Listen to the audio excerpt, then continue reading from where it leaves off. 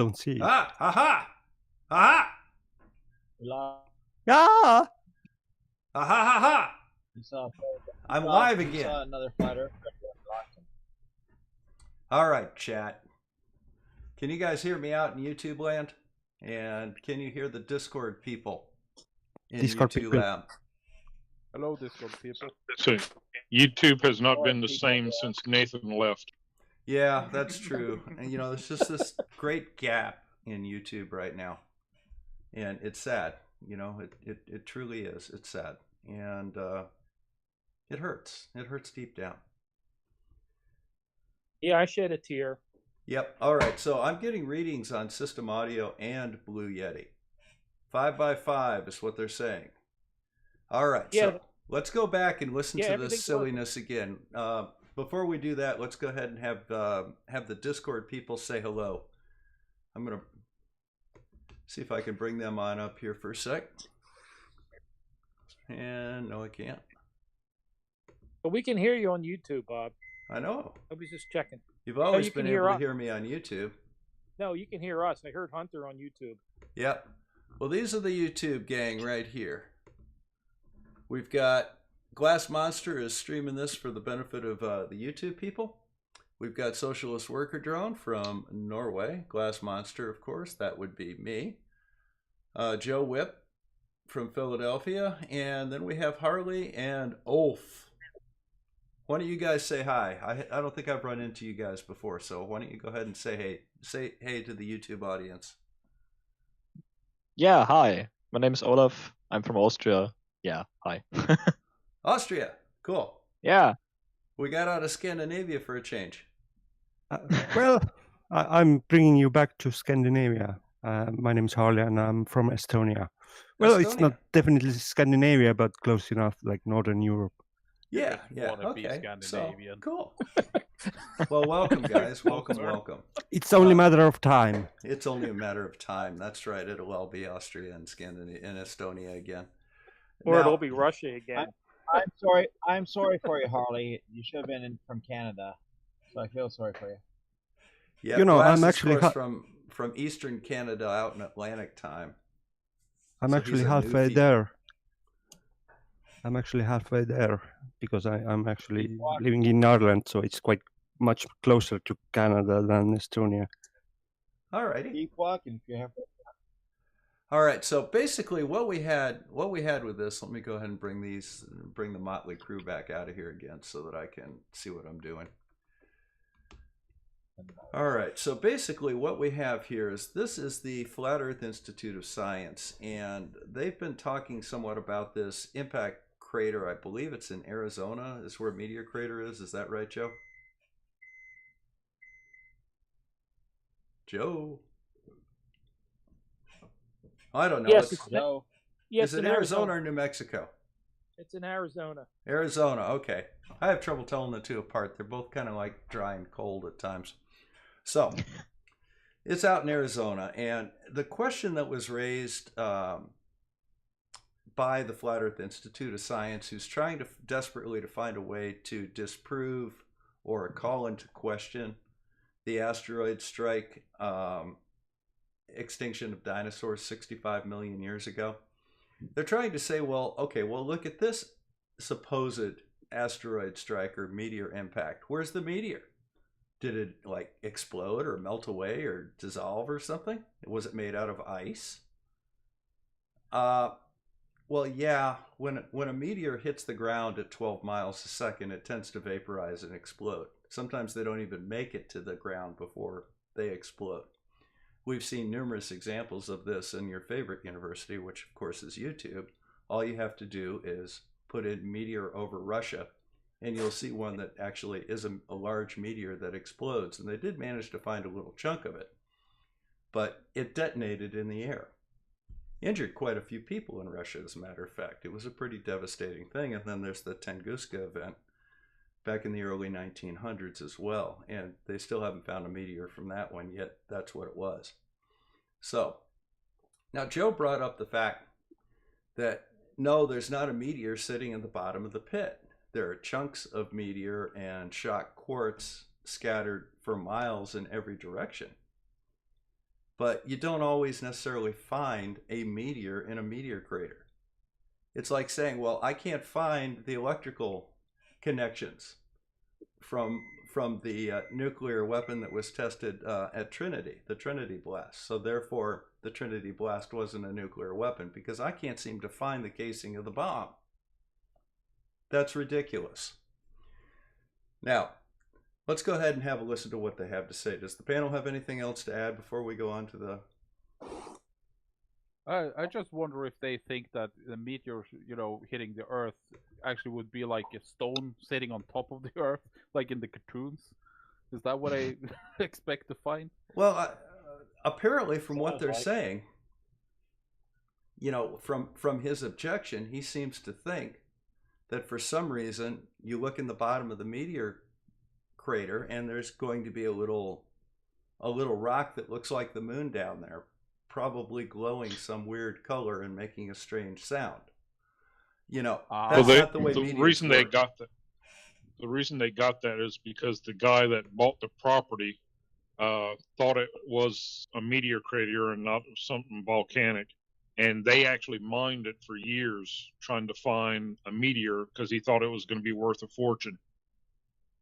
All he found was little pieces strewn about, but he never found the core meteor that he thought was going to be buried under the bottom of the crater. Strange, very strange. Well, in any event, let's go back to it real quick.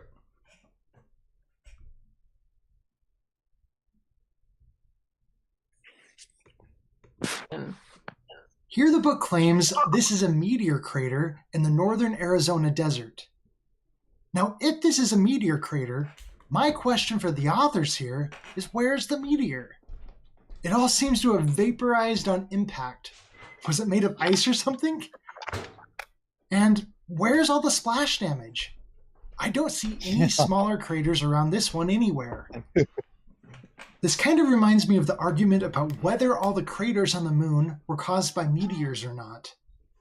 And it reminds me of the question, when did the Earth go to war with the moon and start launching meteors at it? State a conclusion.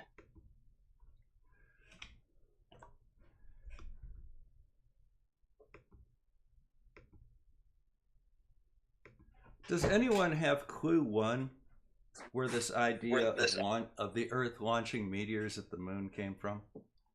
And being at war with the moon? No idea. Do we throw meteors at people when we're at war with them? Or does he seem to think that the way that works is kind of like in Starship Troopers? Well, the only thing I can think of, and this is a family channel, is he pulled that out of another part of his anatomy, because that's completely laughable. Well, we call it the distal GI tract, and if you don't understand what that is, go ahead and look it up. So, how do we get meteor impacts on the face of the moon that's facing us? And is there a difference in the number of meteor impacts on the face that we see and the far side of the moon? No, the far side has way more meteor craters than the near side. It's not even close. Correct. Absolutely. And is that unexpected? No, because the far side's facing space.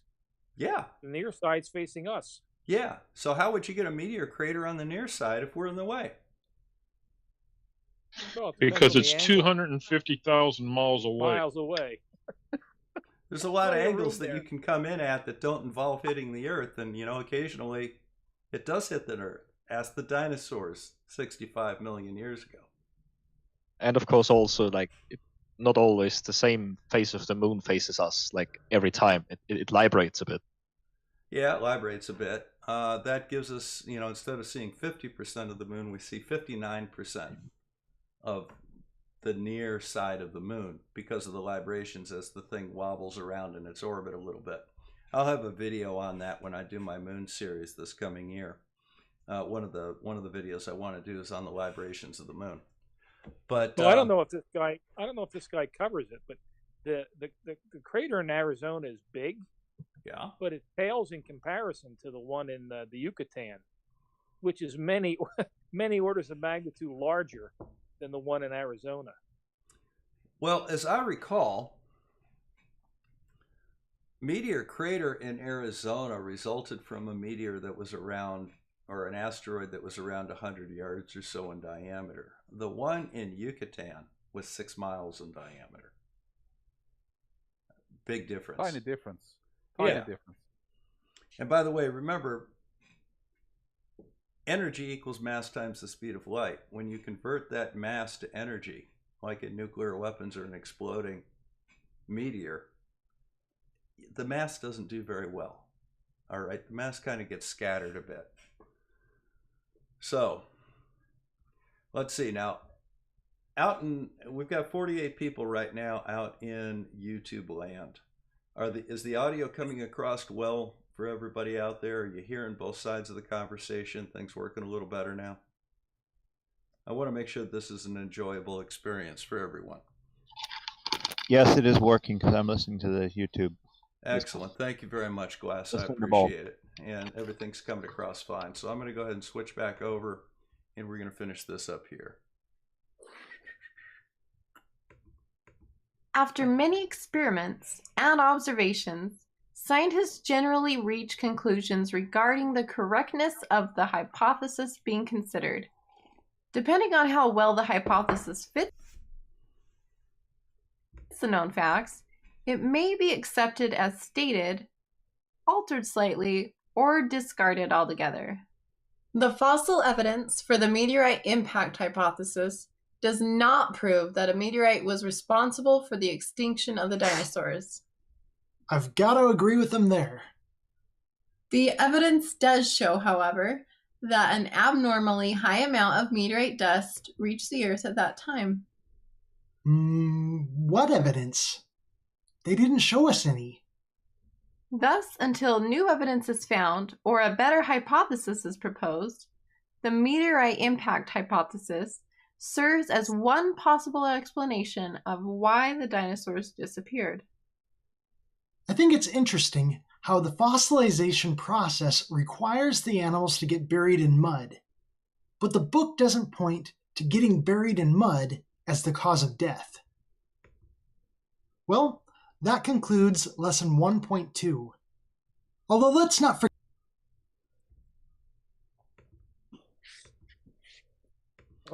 Okay, guys, we had a little bit of a discussion on this this point during the last session on our live stream before the with our audio problems, but I think it's important to maybe visit it again.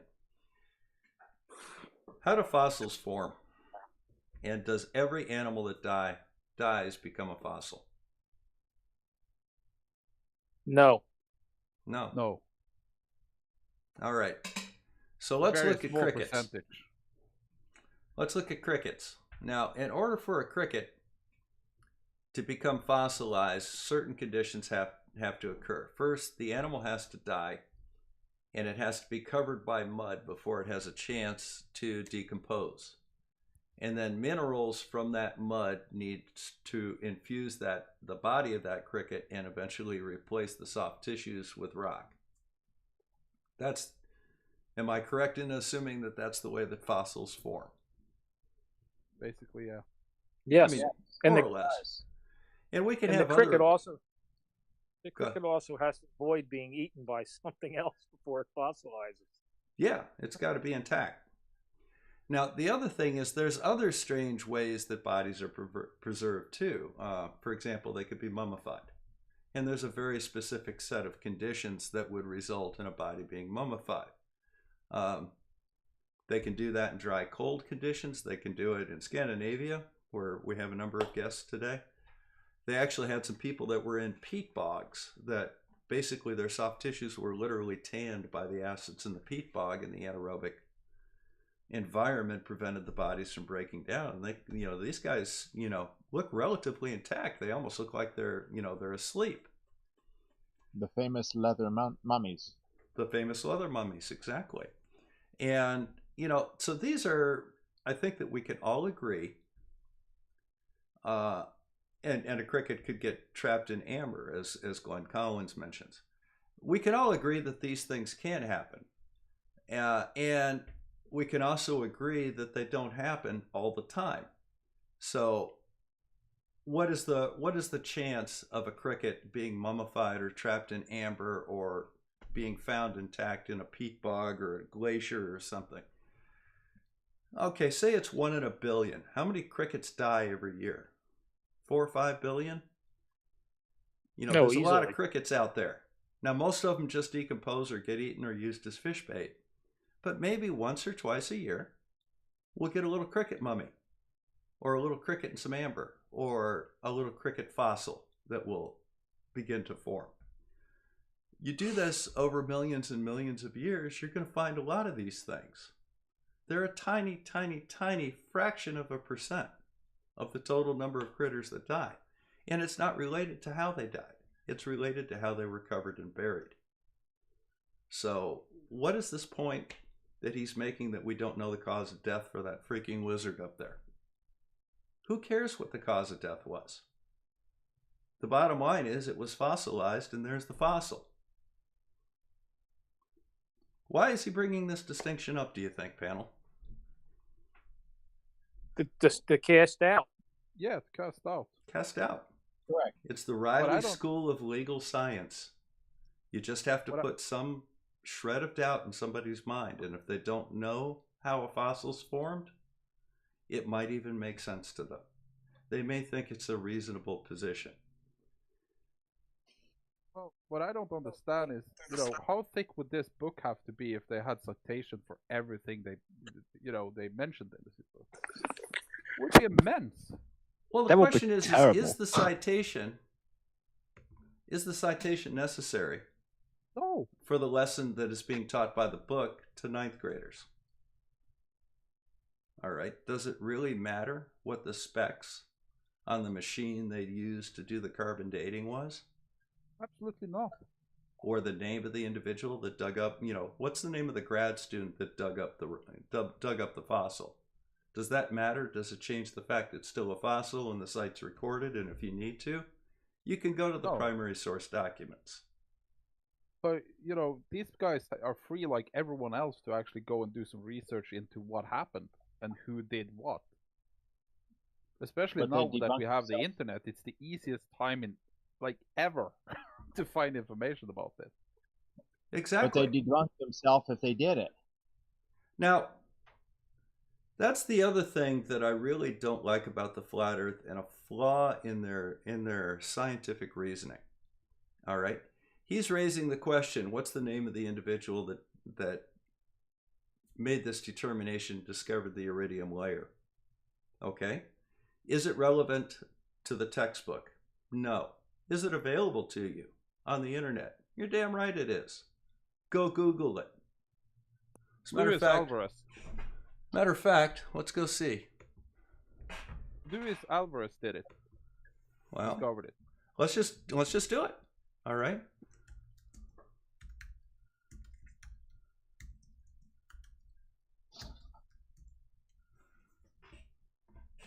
All right, how long did that take? There's the guy's name right there. Right there. Seconds. It was done as quick as it took me to type it. Now, seriously, why is that somehow bringing the textbook into question?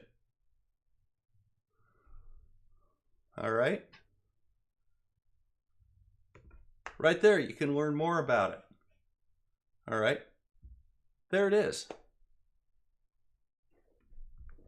So, what his objection is irrelevant. That's why I'm not going to give it any more thought. I can't. There's no reason to. And that, my friend, is the way you counter these flat earth arguments. Now, this part right here is kind of interesting because it brings up another flat earth argument that I really like, and that is they. They are the ones that are hiding all of this from us. The good people of Earth that just want to know God. So listen to him talk about the internet here. Forget this part about the internet. Do you want to go for a spin on the information highway?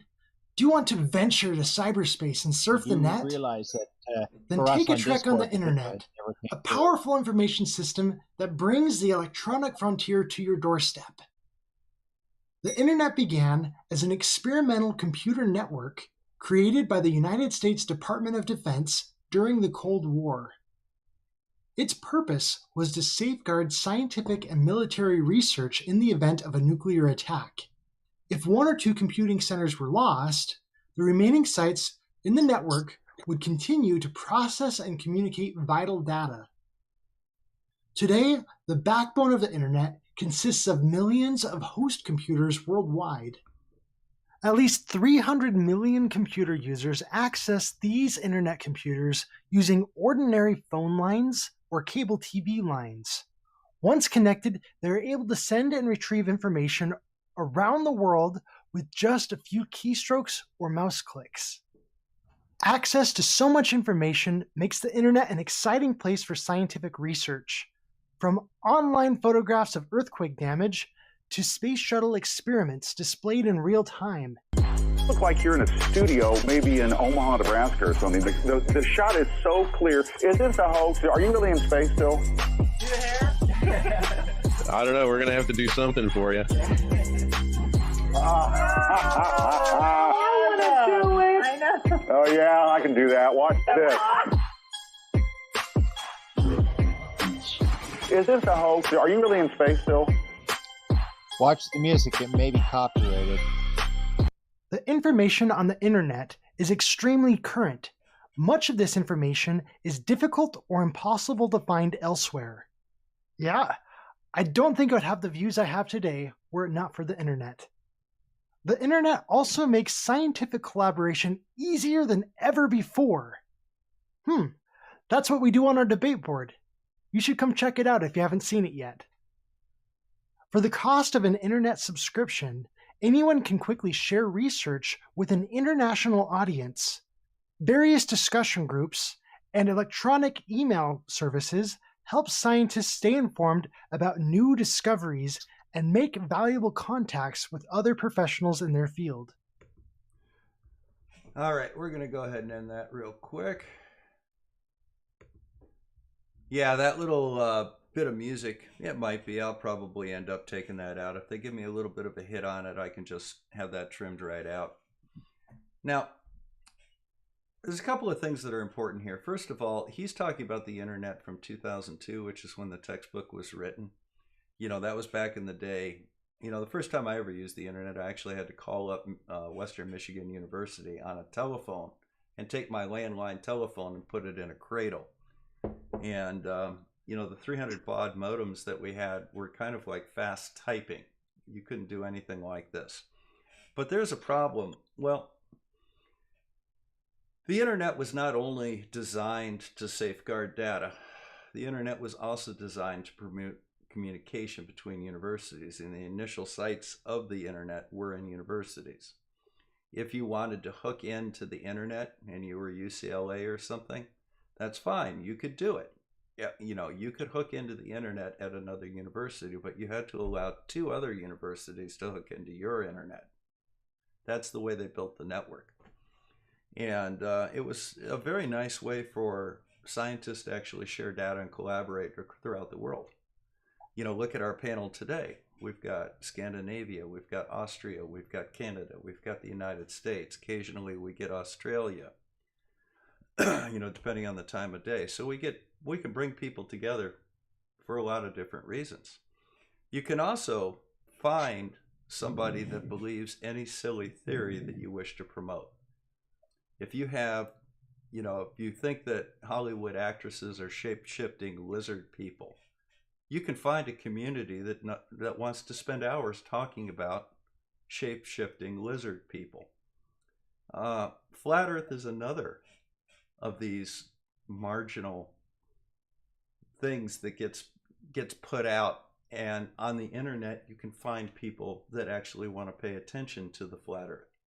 People like us that want to debunk it and promote science. People that are like this gentleman that want to somehow promote the idea of a flat Earth. So there's good and bad to the internet. What do you guys think? Well, No, no easy question. Go ahead, Bjorn. Well, it's easy to end up in your own echo chamber, of course. You know, if you're interested in something, you never have to talk to anyone again that has a opposite view of you. But normal people don't go that deep into, you know, the rabbit hole usually. So you will be educated like me in this chat here. Yep. Well, that's the dark side of the web. I mean, it used to be you had to put ads in Village Voice to find crazy people. Now it's just easy. Yeah, it's You know, very they're easy all to over find the place. crazy people. Yeah. Now, unfortunately, if you guys get a chance, make sure you swing by the Discord and you know, join it. Go to the green room. People will let you in there if you want to discuss this. Now, one of the things that I want to do right now is I want to have a quick look, and I've got to navigate over to this because he had a look at something called M.A.G.E. M.A.G.E was As many the can high attest, altitude balloon. when you join the censored Earth, Was the high altitude balloon put up by Mr. Sensible?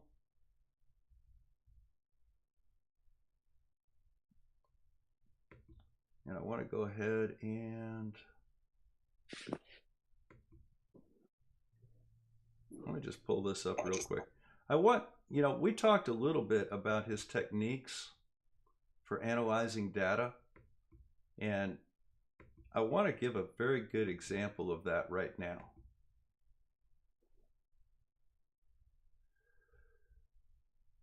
All right, here we go.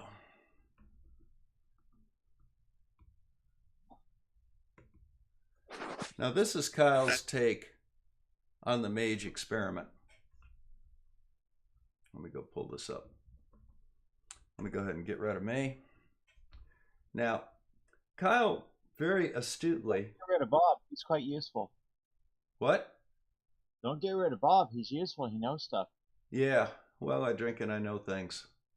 I'm Unless the you're Peter talking about Dinklage. Bob the Flat Earther. Yep. So now, for those of you that are unfamiliar with M.A.G.E, it was a balloon that was put up by Mr. Sensible in central England, and it went up to an altitude of about 39 kilometers. And the idea was, can we document the curve of the Earth from a high altitude balloon? To do that, we had temperature and sensors and altitude data, and we had a series of cameras. This is a wide angle camera going out the back end just to give a nice panoramic view of the Earth. This is the camera up here that has a look at the balloon. You see how small the balloon is here near the ground. That becomes much larger as the altitude goes up and the pressure drops until the point it actually ruptures. Now, here's the key thing on M.A.G.E. This is what he calls a non-distorting camera. This is a non-fisheye lens, the main camera here. This is a non-fisheye lens that actually was checked for barrel distortion and has very minimal barrel distortion. But to actually take into account any small amount of barrel distortion, he actually strung these strings across the front of the camera. And these are spring-loaded to keep taut, and they provide a straight line reference. These are not drawn on the video, and actually as the balloon spins around, you can see the sunlight playing on these. Now I want to draw your attention to something here. This is just a low altitude right after the balloon was released, and you can see kind of the horizon and the English countryside here. Notice that this balloon, or this basket, this instrument package, is freewheeling below this balloon. It turns and twists and rocks back and forth, and even though you can clearly see what the horizon line looks like here, as you see, the balloon is tilted a little bit, or the camera's tilted a little bit as the balloon basket sways. So this is not going straight across the image, it's actually at a little bit of an angle. These lines are straight across the image. Now, if the horizon is measured between those lines, the barrel distortion is pretty much neutralized. But the thing that I want to make the point of here is the fact that that horizon is tilted because the balloon is swaying. That's going to become important in his analysis of this. So let's go forward a little bit.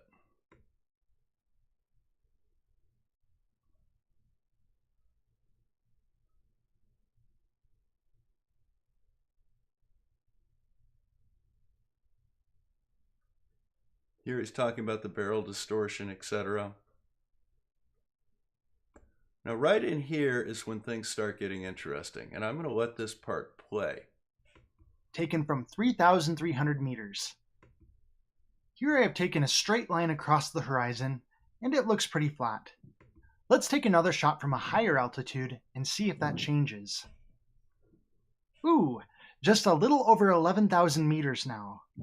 Let's put a straight line across that. Alright, so as I drag the line across the horizon, I see that the atmospheric gradient is so strong, it is difficult to see where I should put the other end of the line. Let's adjust the brightness and contrast of this picture to see if that can't sharpen the image and make things easier.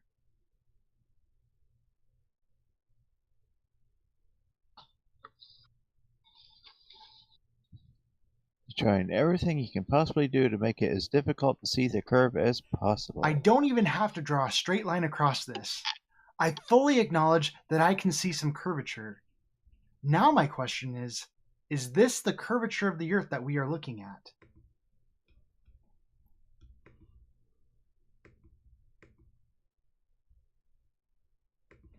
Okay, gents. So this is a kind of a breakthrough for a flat earther. He's acknowledging the fact that a curved line is curved. Well done, sir. But there's a but.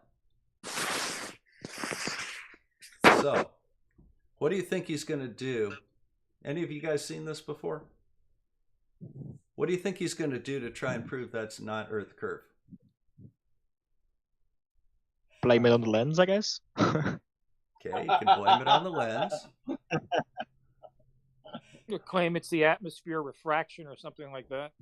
Yeah, we had that the other day, that this was a refraction layer, which just so happened to be curved, because The devil as you bent know, the a refraction layer over a flat plane Earth, as the layers build up, like the layers on a cake, you know, it's just natural to your eye that, you know, any refraction you get from that will show a curve. All right. It reminds me of the old Saturday Night Live bit. Could it be? Could it be Satan? Yep. Now, in case y'all recall from yesterday's live stream, and that was he was on MC Toon's channel, and MC Toon compressed the image from side to side to demonstrate the curve, and then he tried to demonstrate the curve in the uncompressed image, and claimed that, you know, if it was indeed Earth curved, it would have to match the curvature of the Earth to the point, you know, and with the implication that you could calculate the circumference of the Earth based on measuring the curve at sea level.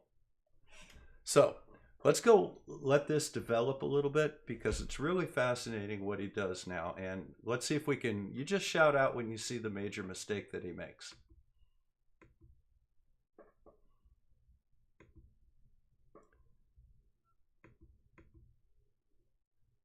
Well, what I'm going to look for now is if this is the curvature of the Earth that we are looking at.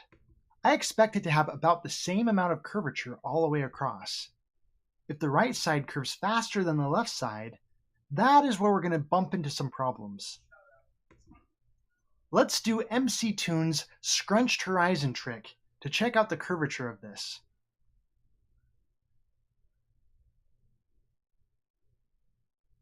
All right, here I'm going to go ahead and select all of that, and then we're going to scrunch it really quick. Select and scrunch.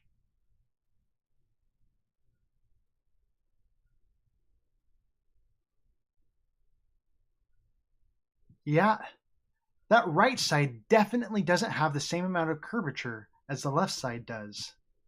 And another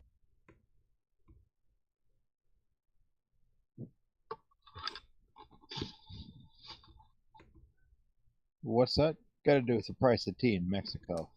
All right. It So might be yeah, he just did it. more curved than one than the other due to lens aberrations. Well, here's the problem that you I run switched into. from State Farm Hang because on, of I this think site. I'll line screw They this wanted thing me up to real pay quick. I gotta fix it. $163 a month on my But new here's the camera. problem that you run into. His complaint is that one side of that curve is lower I got a rate than the for other side of that $86 a curve. month, full coverage. Just For means the $77 a month, camera's I not get level. save. Of course Click the on the camera's link, not level. It's enter some swaying really back and forth. But you can see that in the picture. I understand that. But that's what his claim to fame is. I kid you not. What happens if you do the exactly same thing, but you keep the lines in the picture? The line they have in front of the camera? Yeah, but what I'm going to do here is let me see if I can bring this forward just a little bit to where he does that. Because when I first saw this, I absolutely could not believe he was using this as an argument. Well, even when he does this crunching, it's still curved. Yeah, the bottom line is right here. That right side definitely doesn't have the same amount of curvature as the left side does. You know, here's the thing. As Joe points out, it's still curved. The problem is he's got this line going from bottom of the curve to bottom of the curve, and he's saying there's more curve over on this side. Come on, get over there. He's saying that there's more curve over here than there is over here. Yet, the problem that you run into is the actual photograph itself is mildly tilted as the balloon is being dragged upwards. Let's see. So if you look right here, look at this line right here. All right, you see this dark area here? This kind of dark streak? This is actually just tilted down slightly. The entire camera is rotated a little bit counterclockwise. And as a result, there's just a little bit more up here than there is over here. And as a result, this horizon is slightly lower than that horizon. And as you bring it in, that'll come out. He's using that as an argument. Just spin his picture a little bit. That's all you would need to do. Yeah. And any reasonable person would do that. Now again, what's the purpose of this line? All right, so here, he's got that marked pretty well. Why does he stop it here? Why isn't it all the way over here? Let's see if he carries that over some more. Okay, a little better. Curve. No issue.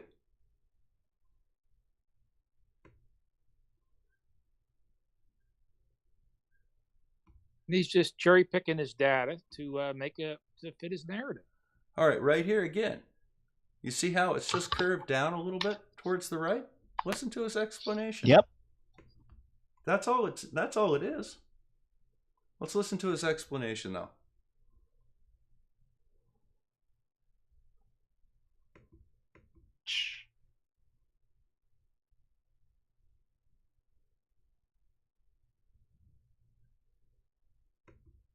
Yeah, that right side definitely doesn't have the same amount of curvature as the left side does. And another interesting thing to observe is the center of our curve isn't the center of our photo. I wonder why that is. Let's try this again at just over 15,000 meters. Okay, let's adjust that brightness and contrast. And we'll check to see if our line is where it's supposed to be. Okay. I do see some curvature there. Let's go ahead and scrunch that and do our scrunched horizon trick. Look for the same thing.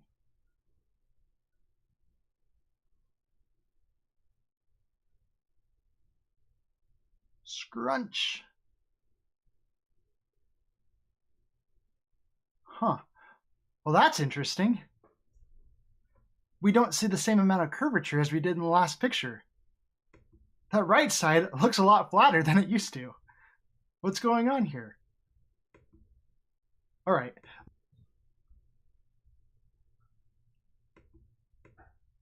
Curve. Well, guys, what is going on there? I see curve. Yeah, I mean, we all do. Of course. But It's curve. why is he raising a point here, claiming that somehow this picture is not curvature? Because this side right here appears to be a little flatter because of this pixelation right here than that side.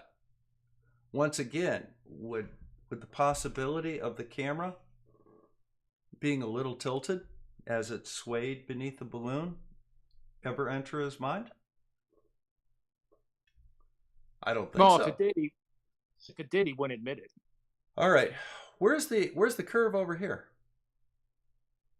You see the bottom right here, and then there's a bottom right here, and then you've got these far points coming up, these outliers. Do you think maybe that might be a little bit of a curve right there? And then as it comes around, it goes down this way, and the camera's a little bit tilted clockwise? Would that make any sense at all? Is that good scientific reasoning? I think it is.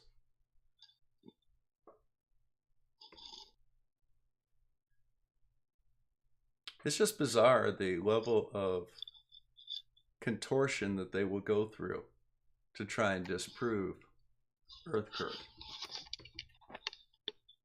You know, Well, it's not contortion. It's dishonesty. Yeah, it is. It's intellectual dishonesty. Yeah. You know, But he's it's not a admitted that surprise, the is curve it? is there, and then tries to deny that there's curve. That's all he's Say doing. that again. Someone said something. Didn't get it out. Well, let's just check Us- the last one here and see if he maybe is doing a little better, because this looks like this is 25,000 meters. Let's see what he has to say about this one. Checking our line to make sure it's accurate. Speak right up, Noah, if you need to. Right, let's do the scrunched horizon part.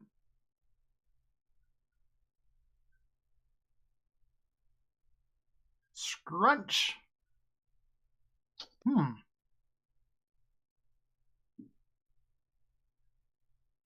I think it's interesting how Mr. Sensible is 100% convinced that this proves the Earth is a globe.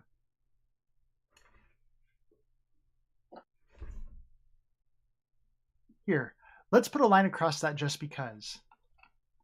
Now I think it's interesting how even though the balloon went higher, the line got straighter.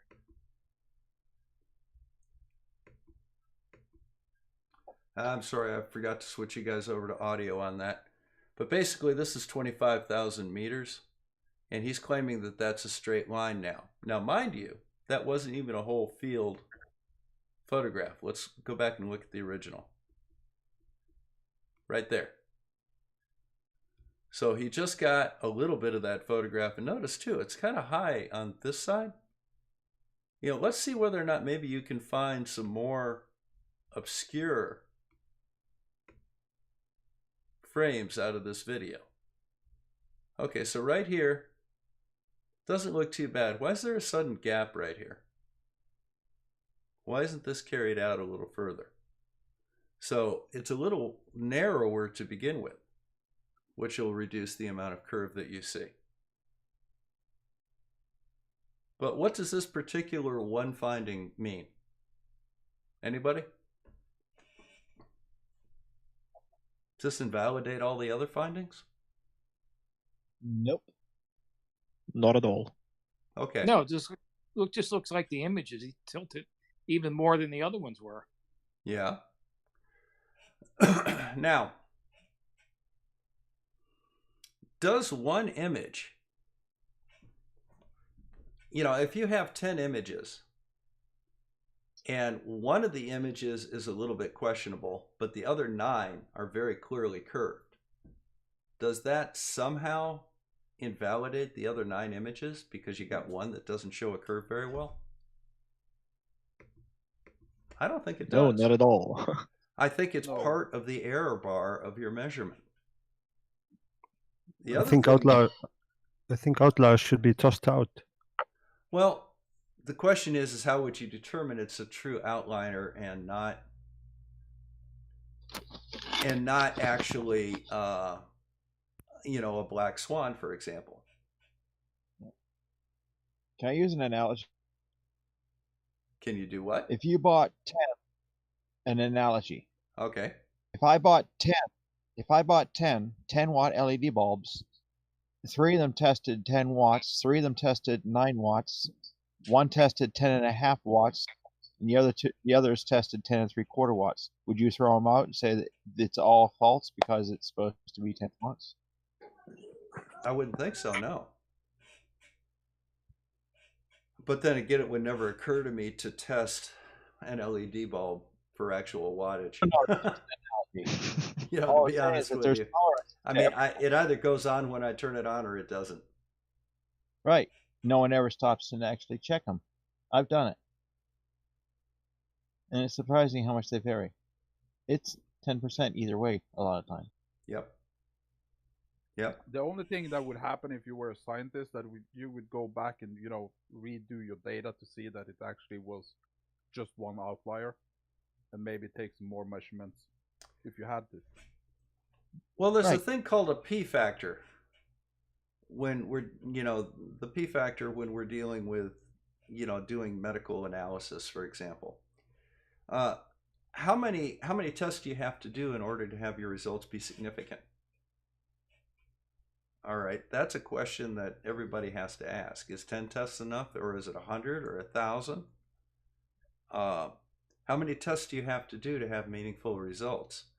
The other thing that we have is something called standard deviation, and this is something I used to teach the medical students a lot, because they'd come to me on, with a panel that had maybe 20 electrolyte values on it, you know, a Chem 20 or something or other, and one of those would be off outside of the normal. Well, what do you do with that?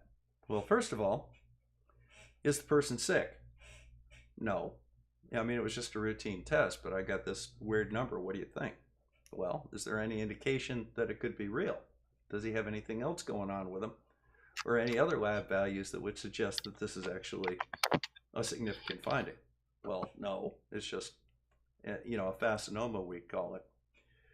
If you look at a panel of 20 labs and you look at the sensitivity of each lab and the range for the standard deviation of those, probably 1 out of every 20 tests is going to be on a normal person but will fall outside of the range. So having an outlier once in a while, as long as it's not showing a trend or a consistency, can be safely disregarded. So I would call this one an outlier. I would say that it really doesn't have that much significance because it doesn't agree with the other tests, and there are multiple other tests that were done. You could literally pull 1,000 horizons out of this video. Yeah. And 990 of them will show curvature. That means 10 may not. Okay, does that mean that the Earth isn't curved? No, it doesn't. That's just the way you look at data, and that's the way a scientist looks at data. And we have millions of pictures of this. And millions of data points. And, you know, this isn't the determining factor as to whether or not the Earth is curved or spherical. What is the question being asked in the M.A.G.E test? Is the horizon curved or is it straight? That's it. It doesn't have anything to do with the size of the Earth. It doesn't have anything to do with anything else. There was other data that was collected. The smooth decrease in atmospheric pressure down to 0.5% of sea level pressure. The altitude, the temperature, how far away you could clearly identify objects on the horizon. He was able to clearly identify clouds that were documented by 3 different weather satellites to be over the eastern coast of Ireland, 400 miles away. That's how you document I can see at least 400 miles. So do we have anything else on this? Let me turn that off and have a quick scrub through here and see if there was anything else that I thought was of note. So here's that outlier. There was one last one that I wanted to go over. So here, once again, he scrunched it up, and this was 37 kilometers. Curved, no question. Tilted, yes, but still curved. Now let's see what he compares it against. Remember, this is a horizon that has some haziness to it in some of those frames. Now there's some that are much better, but do you think they're going to use the ones that have a nice clear horizon? Nah, that would be too easy. They're going to find the haziest, most obscure horizon they can get. Here's what he compares it against. I kid you not. Now what he's doing here, he's saying that, look, if the Earth was curved as this picture of the Earth is from the moon, we would see a nice uniform curve throughout it. This is far enough away that we're seeing a very large portion of the Earth, at least a full hemisphere, that's lit up right now. Second of all, how much of an effect will the clouds have on this edge? Will they create any ambiguity? Will you have to really change the contrast to see where the edge of this Earth is? I don't think so. But let's listen to him.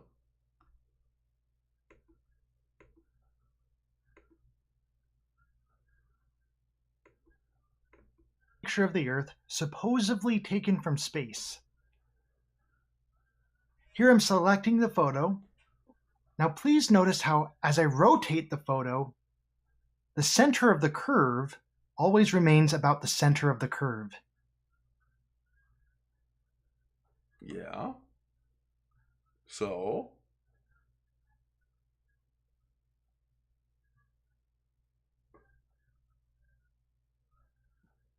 All right, now we're going to do the scrunched horizon thing. Scrunch! Now as we zoom in on this, please notice how there is even amounts of curvature on the left and on the right. That is something we did not observe in Mr. Sensible's footage.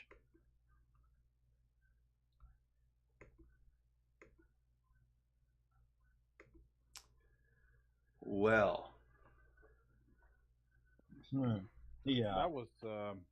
And on that happy note, let's see if we can finish this up. What do you think he's doing? What you're seeing there now is the only way possible to have a flat Earth. Yeah, if What he's got on the screen now is the only flat Earth model is somewhat accurate. Take the globe and squish it down. Oh my Lord. All right, so why is the curve even on this and not even on M.A.G.E? Because that is a perfect circle, basically. Yeah, we're so far away that not only are the edges really clear, you can clearly see the center. Where is the center of the curve on the M.A.G.E photographs? It's well below the frame, isn't it? And it really doesn't matter how crooked that picture was taken because it's a goddamn circle. Yeah. It's far enough away that you're basically seeing the entire circle of the sphere. With the M.A.G.E photograph, you're looking at a tiny little segment of that circle, a tiny little arc, and it's very dependent on whether or not, the camera's level. Okay, so it's bent over a little bit. It's still arcing. It doesn't matter. It could be bent over this way. It's still arcing. You can't use whether or not one side's a little lower than the other to rule out a curve. That's true. He came on the Discord the other day, and, basically he had heard somehow that I was friendly, and was non-confrontational and would listen to people. And I pretty much am. So's the panel. But he asked if he could have a conversation with me about the flat Earth, and I say, you know, basically from what reference? You know, I'm the Flat Earth Institute of Science. And I said, is that in the same football league as the Vulcan Academy of Science? Because I think they're both about as real as each other. Okay? It's not a real thing. Flat Earth is not science. Nope. It isn't something you can have a scientific discussion about. At best, the only science that touches on flat Earth is psychology. Flat Earth is simply a mass movement. It's a narrative. It's not quite a cult, but it's definitely a mass movement. It certainly is not a topic of discussion in science. So I hope that you feel that I've been fair to him, but basically what we're doing is we're just pointing out his errors in reasoning, and this is a classic one right here. I mean, who would think about something like this? Seriously, who would think that this is a reasonable argument? Well, does it? As I understand it, this is a religious guy, and it comes from a place of religion, not a place of, you know, science. I don't know. He acts like a young Earth creationist, though.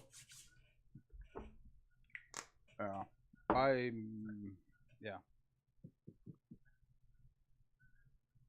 So, I think that we've got a couple of things that I'd like to touch on in the next few weeks. Glass Monster's got a topic he wants to talk about, and I think that we should do that. And that is the assassination and internet YouTube destruction of one Nathan Thompson. The other thing that I'd really like to talk about is I saw something on, you know, the Christian Broadcasting Network or something or other the other day that had a scientific young Earth creationist outlining the science behind young Earth creationism. And I think we probably ought to have a look at that, because he names 10 or 12 things that just probably need our attention. I see we have Professor Phil Bell in the chat right now. How you doing there, my man? Hello, Phil. Yeah, don't burden the National Health Service by calling FLIRF an illness. I didn't say it was an illness. I said it's interesting from a psychological standpoint. That doesn't mean it's an illness. You know, an illness is impairment in function. You can have some stupid ass ideas and still hold a job and raise a family and get your bills paid. But it doesn't mean that you're normal. It doesn't necessarily mean that you're ill, though. Ill is when it starts affecting your job and ability to function as an independent adult. So, anybody else have anything they want to chat about? What's going on out in the YouTube chat? Let's go see what we have out there. I see we have Professor Phil Bell. I think Hurley has something he wants to say, but looks at what he's texted me here. Go ahead and Why hit don't you it. bring her up? Let's go ahead and put, I think I'm going to go ahead and put So I don't know if if here for a minute. Yeah, I don't know if you guys saw, but last night Oakley completely lost it at Witsit, and you know there was also Nathan Thompson was present at the time. Uh-huh. How'd it work out? Well, I mean, I've never seen Oakley so furious like this time. You've never seen me on his show. No, I don't think anything tops that. What was happening yesterday? Mm-hmm. No, it's classic. I've watched about half of it. Yeah, it's unbelievable. Yeah, I had to go and clean my brain out. I actually made it through. I actually had to go and clean my brain out with a shotgun after watching that.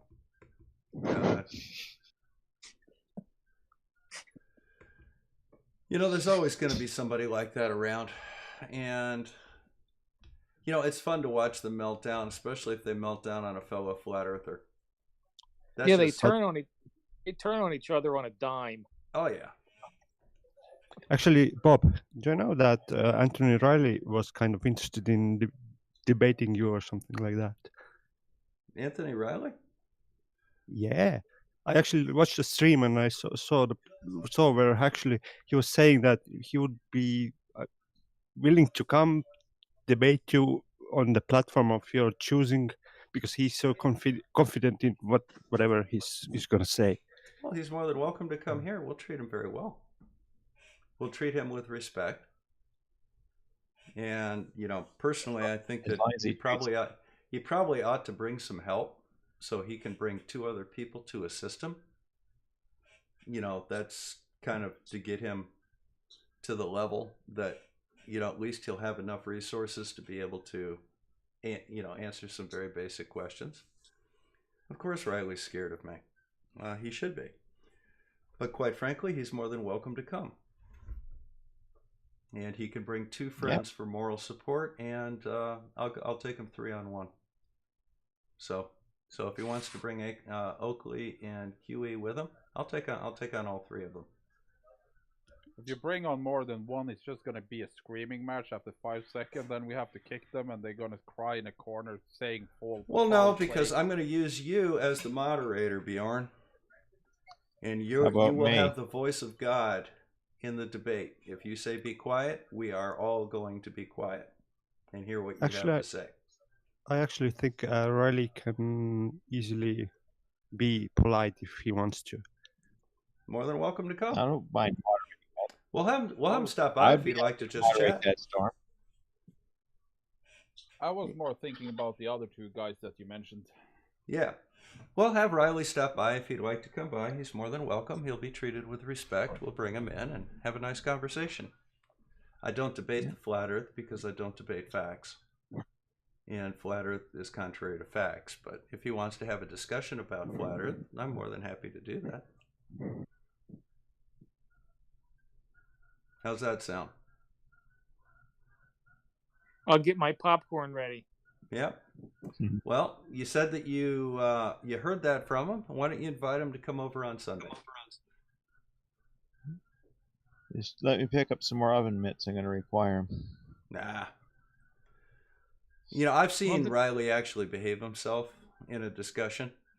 And if he would like to come over and do that, he'll be welcome to come. And I'm happy to have a discussion with him. As a matter of fact, he might be a pleasant person to have a chat with for the panel. The ground rules are you cannot resort to name calling and raising your voice, and the other ground rule is the first time you deny an obvious fact, such as that horizon is curved. Everybody can see that it's curved. If you tell me that horizon is flat, that's the end of the conversation. Okay? And other than that, I'm happy with that. That's an awesome picture of the universe, or of the galaxy, by the way, Bjorn. Well, yeah, that is from the oh god, my mind just went blank. Space telescope? E-Pack. That has Hey, Dr. Bob. 14 years. Yes, sir. Filming. Click watch stream there on my stream so that it'll mirror it through again. Make another miniature one behind it. Why? What are we trying to do?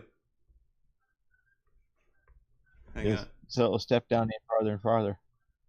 Oh yeah, that was the name, by the way. Well, let's find it. So you want me to do that? Just watch stream, yeah. All right. Well, there it is.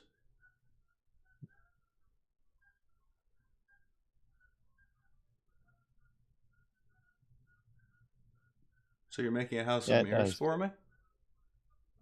And there is a purpose of this? You just had to see it do it. Oh, okay. I was testing my graphics card.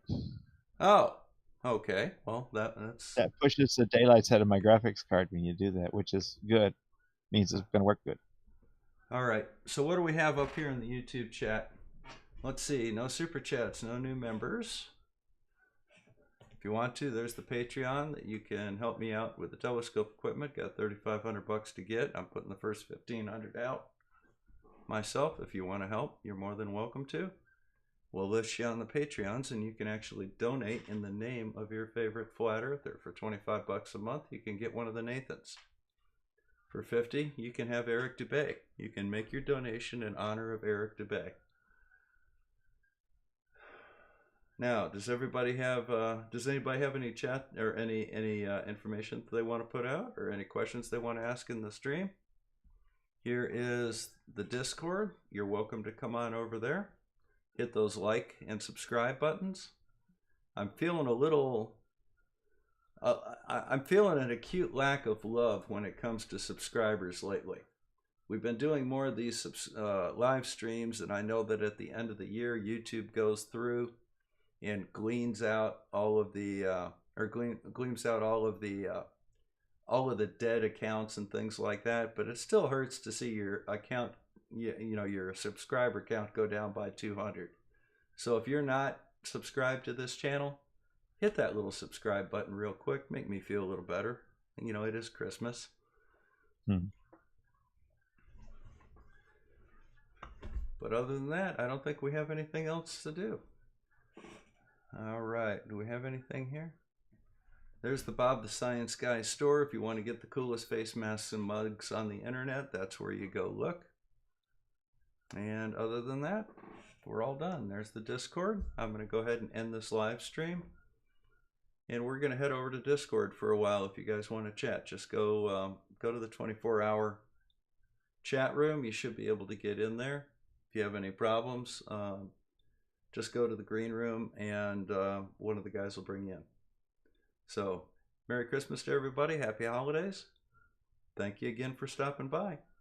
Take care. Bye. Bye. Merry Christmas, everybody. Happy holidays.